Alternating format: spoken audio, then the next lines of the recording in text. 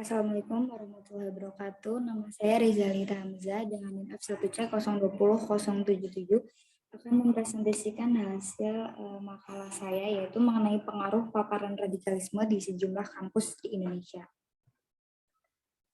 Sebelumnya saya akan menjelaskan mengenai arti dari radikalisme itu sendiri. Radikalisme dalam Kamus Besar Bahasa Indonesia mempunyai makna sebagai sebuah paham aliran yang menginginkan perubahan atau pembaruan sosial dan politik dengan cara dramatis dan kekerasan. Secara garis besar, gerakan radikalisme disebabkan oleh faktor ideologi dan faktor non-ideologi seperti ekonomi, sakit hati, ketidakpercayaan, dan lain sebagainya. Persentuhan kalangan mahasiswa dengan radikalisme di kalangan mahasiswa muncul karena adanya proses komunikasi dengan jaringan-jaringan radikal di luar kampus.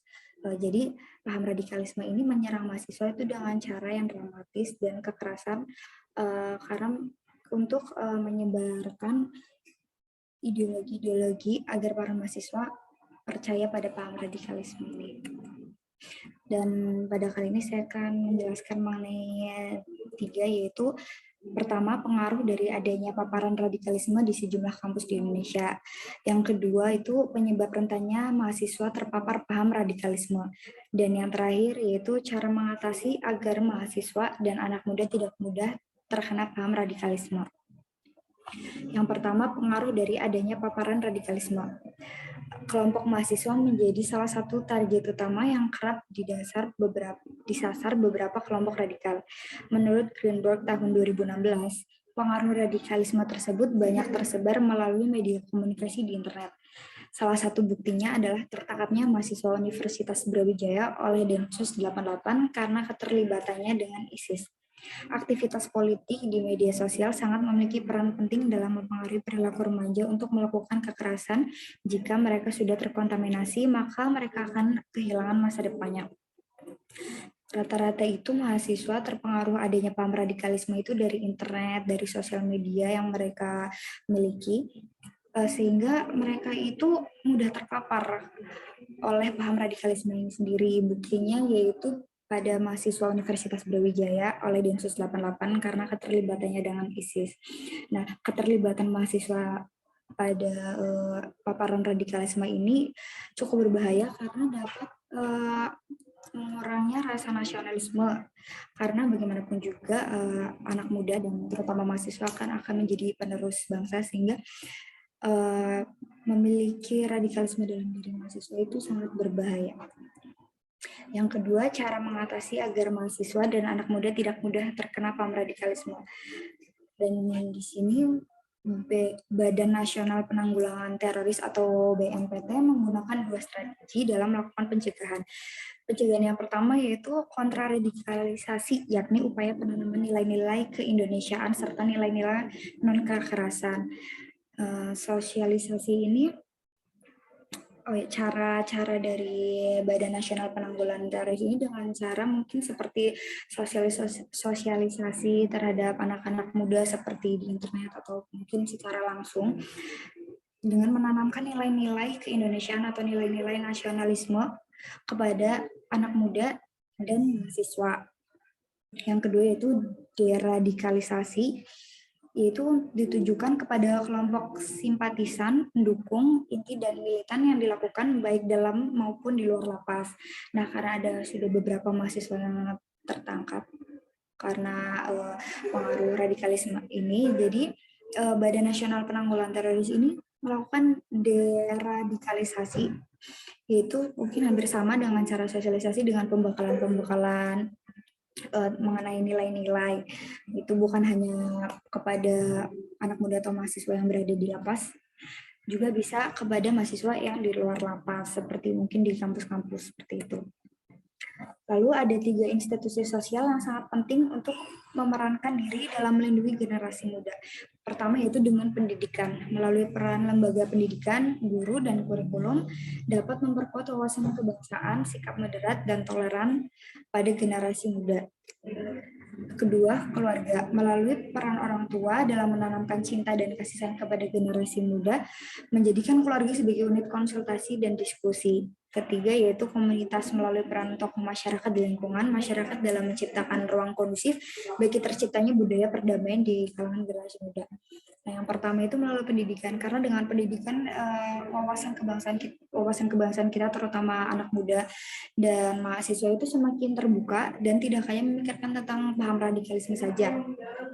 Nah, yang kedua itu peran keluarga karena sangat penting, karena bagaimanapun juga kita sangat dekat dengan keluarga, dan peran keluarga itu dalam mengkomunikasikan mengenai cinta dan kasih sayang kepada generasi muda, menjadikan sebagai alat untuk diskusi, tempat untuk berdiskusi, untuk lebih terbuka lagi. Dan yang ketiga yaitu komunitas atau lingkungan sekitar. Dan peran lingkungan sekitar ini juga sangat penting, karena lingkungan sekitar itu cukup mempengaruhi bagaimana kita dalam menentukan sesuatu. Dan tokoh masyarakat di lingkungan masyarakat dalam menciptakan ruang kondusif agar kalangan anak muda lebih tahu bagaimana kalangannya itu baik atau buruk seperti itu.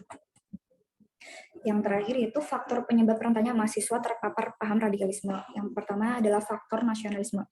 Biasanya terjadi di negara atau wilayah yang masih ada dalam penjajahan. Nah, faktor ini biasanya di negara-negara yang memang belum merdeka dan masih dalam penjajahan dari negara lain. Yang kedua itu faktor agama. Faktor ini berdasarkan ketentuan dalam agama itu sendiri oleh masyarakat luas yang diinterpretasikan berbeda-beda. Karena agama itu kan setiap orang agamanya berbeda-beda, kepercayaan berbeda-beda, dan cara mereka melihat sudut pandang juga berbeda-beda, sehingga ketika satu merasa bahwa paham yang dia pegang merupakan paham yang benar, maka ia akan bagaimana caranya mempengaruhi orang lain, terutama anak muda, agar mengaku juga bahwa paham yang dia pilih merupakan paham yang benar. Dan yang faktor ketiga itu faktor globalisasi. Globalisasi dalam hubungan ini merupakan dampak dari kemajuan teknologi di negara-negara maju, yang hasilnya menyalur ke pelosok-pelosok dunia. Seperti yang saya katakan di awal, bahwa banyak faktor yang mempengaruhi mahasiswa itu dari sosial media. Sosial media ini juga merupakan hasil dari globalisasi atau hubungan dampak dari kemajuan teknologi dari negara-negara maju. Dan karena berkembangnya teknologi ini juga mahasiswa maupun anak muda lebih mudah untuk mencari sesuatu, apalagi mencari mengenai paham radikalisme. Nah, kesimpulan dari makalah saya itu Indonesia memiliki beberapa kelompok radikal seperti organisasi teroris dan resolusi negara asing.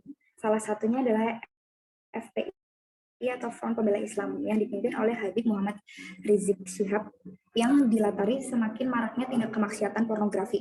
Permasalahan yang didasari fanatisme keagamaan tersebut kebanyakan masih dianggap wajar dan belum menjadi perhatian, seperti halnya demokratisasi yang terjadi pasca Orde Baru, yang secara tidak langsung memberi ruang pada kelompok radikal dan menjadi persoalan serius saat ini. Seperti itu. Jadi karena banyaknya kelompok radikal, ada beberapa kelompok radikal dalam Indonesia yang cukup besar, ini menjadi marak tindak kemaksiatan terutama pada anak muda yang masih mencari jati dirinya. Nah, permasalahan ini tentu menyangkut pada keagamaan, sementara Indonesia merupakan negara yang cukup kental dengan agama, sehingga paham radikalisme menurut saya cukup berbahaya untuk masa depan, terutama untuk anak muda. Dan mengapa persoalan ini juga cukup penting, karena bagaimanapun juga negara ini nanti akan dipegang oleh anak muda, sehingga menurut saya banyak dilakukan sosialisasi agar anak muda tidak rentan untuk terkena paham radikalisme. Ya, sekian presentasi dari saya. Bila ada salah kata, mohon maaf yang sebesar-besarnya, dan terima kasih. Assalamualaikum warahmatullahi wabarakatuh.